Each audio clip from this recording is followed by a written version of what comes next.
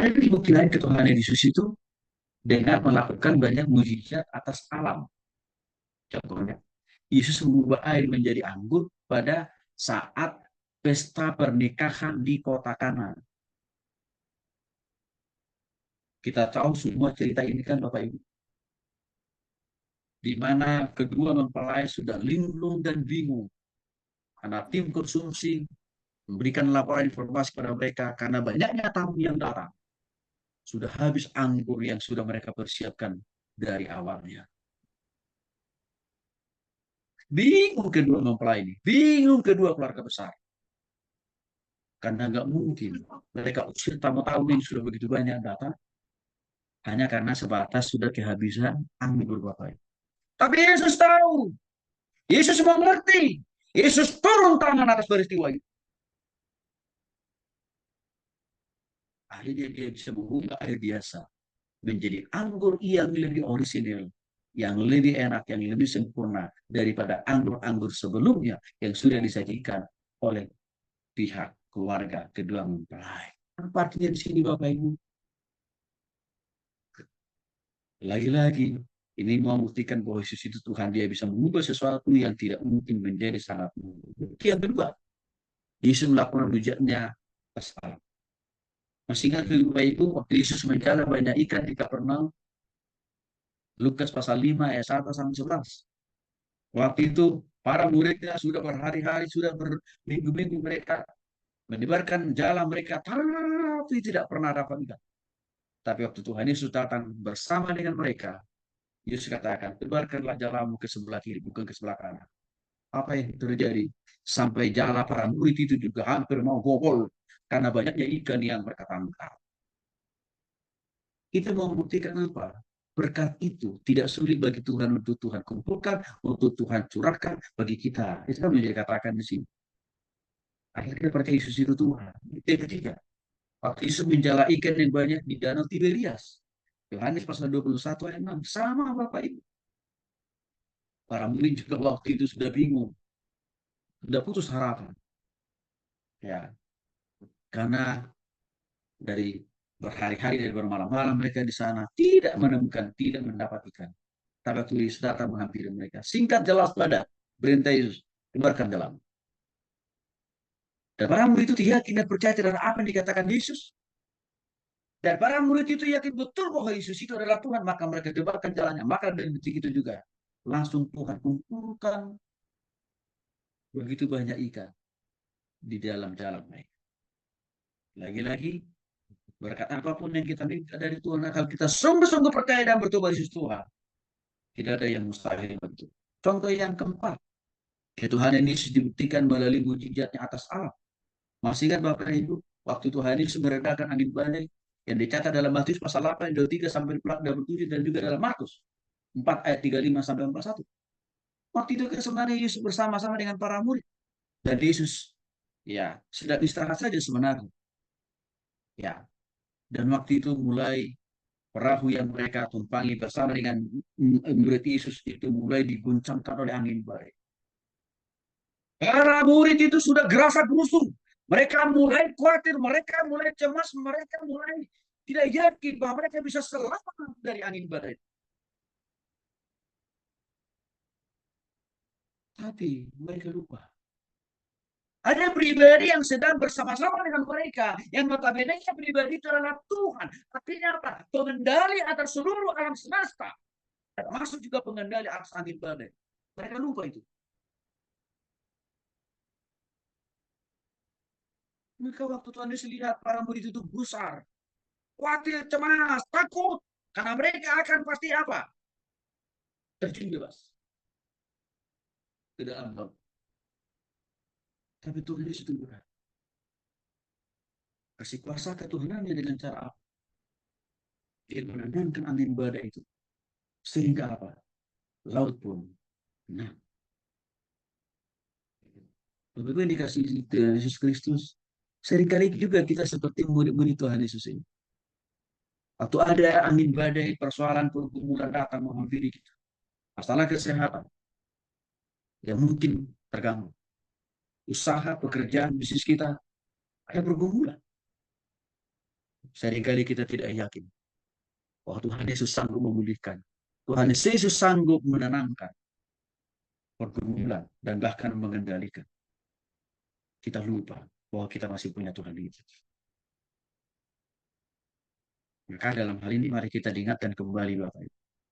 Sederas apapun, sebanyak apapun angin badai pergumulan hidup, sebanyak apapun angin badai pergumulan dalam usaha bisnis pekerjaan kita, Tuhan kita Yesus sama dulu dan sampai sekarang, sampai selama-lamanya, punya kasih kuasa untuk menolong Bapak Ibu dan saya. Pertanyaannya, masihkah kita sungguh-sungguh percaya? Dan yakin Yesus itu Tuhan yang mampu menyelamatkan itu saja semua. Bukti yang berikutnya adalah, waktu Yesus memberikan makan 5.000 orang, dan dari bahan 5 roti saja, dan 2 ikan saja. Ini nggak imbang Bapak Ibu. Bagaimanapun, nah di sini Bu Susi kan ada orang akuntan. Bu Susi pun kalau mau menghitung ini sebagai akuntan pasti nggak masuk akal. Bagaimana mungkin 5.000 orang bisa dikasih hanya dengan membagi-bagikan bahan makanan dari 5 roti dan 2 ikan? Nggak masuk akal. Saya seorang background sarjana ekonomi. Dalam hitung-hitungan kami seorang ekonomi nggak masuk akal. 5.000 orang bisa dikasih makan dari 5 roti dan 2 ikan. Sebagai orang ekonomi nggak masuk akal. Dan ini tidak ada rumusnya. Tidak ada. Tapi Bapak Ibu tahu, kan Yesus itu Tuhan. Artinya si kuasa dan pekerjaan yang melalui hitung-hitungan matematika apapun di dunia ini. Maka bagi dia, yang tidak mungkin bagi akal dan pikiran kita, yang tidak mungkin melalui hitung-hitungan matematika kita, sangat dimungkinkan bagi Tuhan untuk melakukannya lebih daripada, di luar daripada hitung-hitungan kita, di luar daripada akal dan pikiran kita, karena dia Tuhan. Itu yang menyebabkan hanya dengan 5 roti ditambah dengan 2 ikan, gak sulit bagi dia memenuhi kebutuhan 5.000 orang.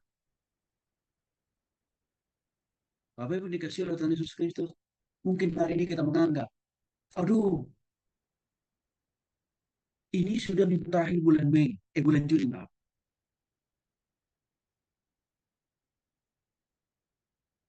Gaji sudah menipis, bahkan mungkin sudah nggak ada. Istri minta beli beras, juga sudah menipis. Di sisi lain, anak sudah minta uang untuk apa? Uang pendaftaran, uang kuliah. Bahkan kita merasa mungkin, aduh tabunganku sudah menipis. Saya mau katakan kepada Bapak Ibu, kalau Bapak Ibu masih percaya Yesus itu Tuhan, bukan hanya Yesus sanggup memberikan makan 5.000 orang dari 5 roti dan 2 ikan. Tapi Bapak Ibu juga bisa dipelihara Tuhan, bisa diberkati Tuhan. Apapun pergumulan masalah hari, asal engkau sungguh-sungguh percaya Yesus itu Tuhan. Itu yang saya katakan tadi Bapak Ibu. Pilihan kami jadi hamba Tuhan 25 tahun. Bukan pilihan gampang. Karena tidak ada gereja besar ya yang memberikan kami gaji tiap bulan. No. Apalagi fasilitas boro-boro.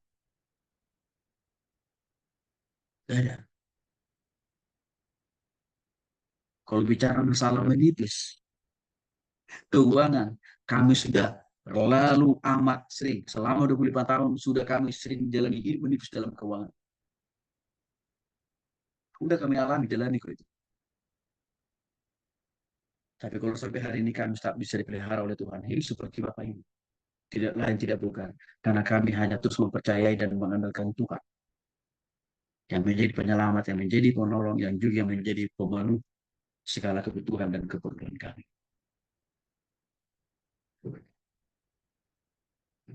Dan Tuhan ini harus kita hidupi. Jangan hanya sebatas pengetahuan. Supaya waktu kita ajarkan ini Bapak Ibu, waktu kita khotbahkan ini, kita lebih dulu menghidupinya. Sehingga mudah jemaat yang kita layanin berkata, itu ya, pasti terhadap diri saya. Karena mereka mendengar dan melihat dan bertanya, pemimpin rohaninya juga mengalami apa yang dikhotbah. Hari-hari ini jemaat kita kritis. Mereka tidak butuh lagi khotbah yang hanya sebatas omong-omong. Tidak butuh mereka. Atau apalagi kalau hanya sebatas dongeng. Fiktif, fiksi. Atau kalau hanya sebatas khotbah dan ajaran ya yang tanpa kuasa. Mereka butuh. Dan mereka butuhkan hari-hari ini adalah sebuah khotbah pengajaran firman Tuhan yang diserta mertai dengan kasih kuasa yang daripada Tuhan. Saya berharap kita semua harus ada dalam perspektif itu waktu melayani, memberitakan firman, mengajarkan firman, mengkobarkan firman. Sehingga jemaat kita itu terbangun kehidupan rohani mereka, jasmani mereka, usaha dan bisnis mereka. Bapak Ibu sekali lagi, tidak ada nabi dan tidak ada rasul, pemimpin agama apapun di dunia ini yang bisa menentukan alam dan mengendalikannya seperti yang Yesus lakukan. Karena mereka bukan Tuhan. Tapi kalau Yesus bisa melakukannya, karena Yesus itu Tuhan, pencipta bumi, langit, dan segala isinya, dan juga pengendali atas segala sesuatu yang ada di dunia ini. Maka saya kira ini menambah keyakinan kita bahwa Yesus itu adalah Tuhan. Yesus juga membuktikan ketuhanannya waktu dia berjalan di atas air, Bapak. Waktu itu kan bersamaan dengan para murid. Dicatat dalam Matius pasal 14 ayat 22 sampai 36. Markus pasal 6 ayat 45 sampai dengan 52. Serta Yohanes pasal 6 ayat 15. Bapak Ibu dikasih oleh Tuhan Yesus Kristus. Waktu itu kan Tuhan Yesus menyuruh Petrus berjalan di atas air untuk menghampiri Tuhan Yesus. Waktu pertama Petrus itu masih bisa berjalan di atas air. Tapi waktu semakin dia mendekat kepada Yesus, dia hampir mau benar. Maka dia langsung berteriak, Yesus! Kenapa Petrus tidak lulus menghadapi jalan di atas air, tapi Yesus bisa terus bertahan di atas air itu? Karena Yesus itu adalah Tuhan. Karena Yesus itu pengendali atas air. Lalu karena Petrus tidak bisa sampai kepada Yesus berjalan di atas air. Karena Petrus tidak sungguh-sungguh yakin betul bahwa yang di hadapan Tuhan mengendali atas bumi, langit, dan juga atas air yang dia tidak sah. Tidak yakin Petrus. Seringkali juga kita seperti Petrus ini sebenarnya. Seringkali kita seperti Petrus ini. Tuhan sudah memperlihatkan keberadaannya, eksistensinya, kasih kuasa, mujizatnya, pertolongannya. Tapi kita menghadapi masalah dan pergumulan. Apa yang terjadi? Hati dan pikiran kita lebih fokus memikirkan masalah kita, persoalan kita, tapi tidak fokus sama Yesus. Ini membuat kita tenggelam dalam masalah dan persoalan pergumulan kita. Bukan karena Yesus tidak mau menolong. Yesus selalu terbuka tangannya kok. Yesus selalu terbuka kasih kuasanya kok. Makanya dikatakan dalam Matius pasal 6 ayat 28, marilah kepada kalian yang tersurat ini bukan berat. Apapun masalahmu, persoalanmu, pergumulanmu, sakit penyakitmu. Mari kepada Tuhan Yesus. Ini persoalan kita tidak masuk-masuk. Percaya betul. Mengimani betul. Yakin betul. Undangan Yesus itu mampu memberikan, menolong kita, memampukan kita, membuatkan kita, mengeluarkan kita dari masalah. Itu masalahnya. Sehingga ini mujizat itu terjadi. Mungkin begitu. Ketuhanan Yesus dalam mengendalikan alam. Ya, waktu Yesus memberikan makan 4.000 orang. Kalau tadi 5.000 orang, sekarang 4.000 orang. Dicatat dalam Matius 15 ayat 32 sampai 39. Dan Markus 8 ayat 1 sampai 10. Bapak Ibu dikasih oleh Tuhan Kristus. Lagi-lagi ini kan mau mewujud nyatakan, oh suka benar Yesus itu Tuhan. Orang yang tidak bisa makan aja dikasih makan. Orang yang hanya bahan bakunya cuma sedikit bisa dikasih ribuan orang makan. Artinya Bapak Ibu, kalau kita sedang kesulitan ekonomi, hari-hari ini, untuk sungguh-sungguh yakin dan percaya dan melibatkan Tuhan, tidak sulit bagi Tuhan untuk tetap Tuhan memenuhi kebutuhan makan dan minum kita. Maka saya sudah katakan tadi kepada Bapak Ibu, ya, 25 tahun kebutuhan makan minum kami dipelihara disediakan oleh Tuhan. Bukan karena kami dapat gaji bulanan dari jemaat, dari Nggak ada. Lu kok bisa makan selama 2 tahun? Ya karena Tuhan pelihara terus. Karena kami tetap lebih percaya kepada Yesus dari waktu ke waktu. Bahkan tadi saya katakan kepada Bapak Ibu, ya kita juga masih bisa memberikan makan orang lain kok. Walaupun kita sendiri tidak ada gaji tiap bulan. Kenapa? Karena Tuhan menyediakan berkat, lalu kita distribusikan lagi berkat itu kepada orang lain. Jadi Bapak Ibu, apapun pergumulan kita, misalnya soal makan, minum, pakaian, rumah, Tuhan tahu kok. Kalau itu kebutuhan kita, dan itu mau kita pakai meninggikan, mengagungkan nama Tuhan, Tuhan bisa buka jalan. Peristiwa yang ke-8 untuk membuktikan ketuhanan Yesus dengan mengendalikan alam. Waktu Yesus menaruh uang 4 dirham. 4 dirham itu kalau kita kalkulasikan dalam bentuk rupiah, itu sama dengan kurang lebih 17.000 sekian. Tuhan taruh itu di mulut ikan. Lalu Petrus, lalu salah satu muridnya Tuhan Yesus suruh untuk apa? Nangkap ikan itu. Dan rupanya di mulut ikan itu sudah ditemukan oleh Petrus ada uang 4 dirham atau sama dengan 17.000, ya, untuk mereka pakai bayar pajak. Apa maksudnya sih? Yang tidak masuk dalam akal dan pikiran kita, itu dimungkinkan oleh Tuhan untuk melakukannya. Maka Bapak Ibu, orang-orang banyak bertanya ke saya, lalu bagaimana caranya Pak Tony dan keluarga bisa hidup? Di sisi lain dia lagi harus mengurusi yayasannya dan lain sebagainya. Saya bilang karena mujizat Tuhan aja. Karena kasih karunia Tuhan aja. Maka Bapak Ibu, orang-orang selain sekali mereka katakan, Pak Tony tolong bimbing kami hidup beriman seperti Pak Tony. Ajar kami, muridkan kami untuk hidup beriman total sama Tuhan. Oke, ayo sama-sama saya. Tapi syaratnya, tinggalkan dulu konsep dan pemikiranmu bahwa uangmu, hartamu, rumahmu adalah Tuhan. Buang itu jauh. Karena itu akan menghalangi berkat Tuhan tercurah bagimu saya. Biarlah tetap Tuhan yang menjadi pemimpin, penguasa, pengendali dalam hidupku. Itu aja selesai. Jadi sekali lagi Bapak Ibu, masalah urusan finansial juga Tuhan urusi kok.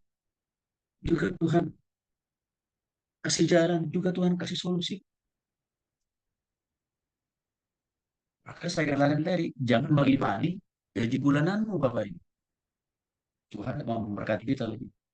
Jangan mempertuhankan perusahaan yang dia bekerja. Jangan juga mengimani mempertuhankan siapa? Pemilik perusahaan yang berikan kita gaji. Jangan. Karena sumber dari penghasilan perusahaan itu atau usaha dan bisnis kita itu Tuhan sebenarnya. Bukan pemiliknya, bukan kita. Maka marilah kita mencari sumber yang pertama dan yang utama dari segala sesuatu yang kita butuhkan dalam hidup ini, itu siapa? Tuhan. Karena Tuhan itu berkuasa atas segala sesuatu. Bukti yang ke-9, bahwa sisi Tuhan dengan dia mengendalikan alam. Contohnya adalah waktu Yesus mengutuk pohon ara. Kalau kita mau terjebakkan pohon ara ini sama persis kalau sekarang ini Bapak Ibu pohon beringin. Suatu saat dikutuk oleh Tuhan Yesus sehingga tidak berbuah. Apa mau diselaraskan di balik dari peristiwa pengutukan pohon ara itu? Tidak ada yang terlalu sulit, tidak ada yang terlalu sukar bagi Yesus melakukan, mengadakan atau meniadakan sekalipun apa yang ada di bumi ini, apa yang ada di dunia ini. Karena memang dia adalah